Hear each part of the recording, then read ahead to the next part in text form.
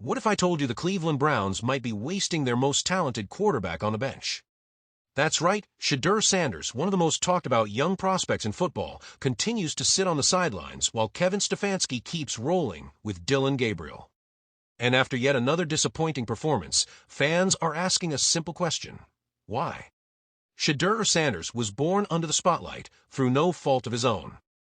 Being the son of one of the most influential sports figures in America, Hall of Famer Dillon Sanders, meant that expectations were sky-high from day one. But here's the thing, Shedeur didn't just ride his father's fame. He built his own name on the field.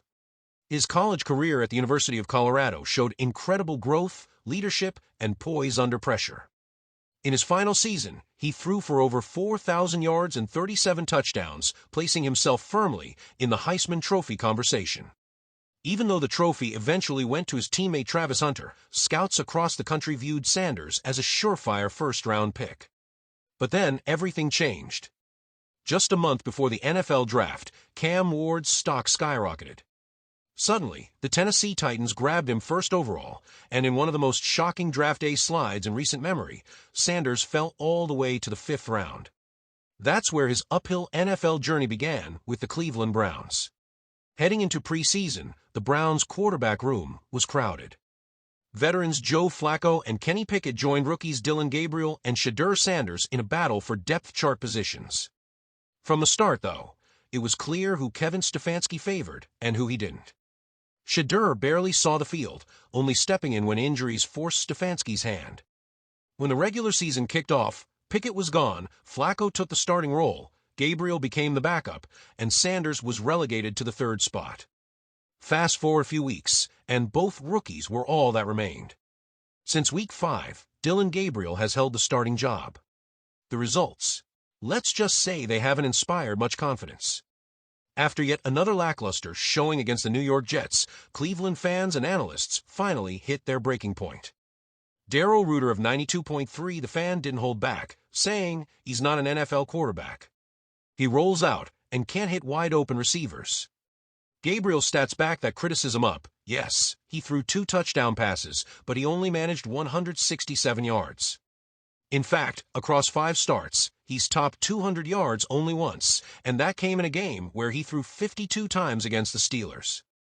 So here's the million-dollar question.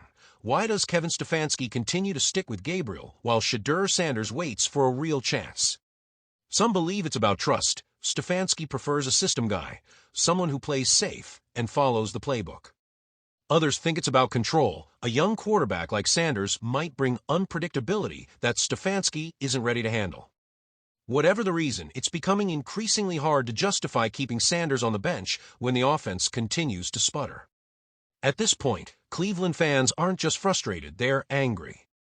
They've seen flashes of what Sanders can do. His arm strength, accuracy, and composure under pressure were all there in college.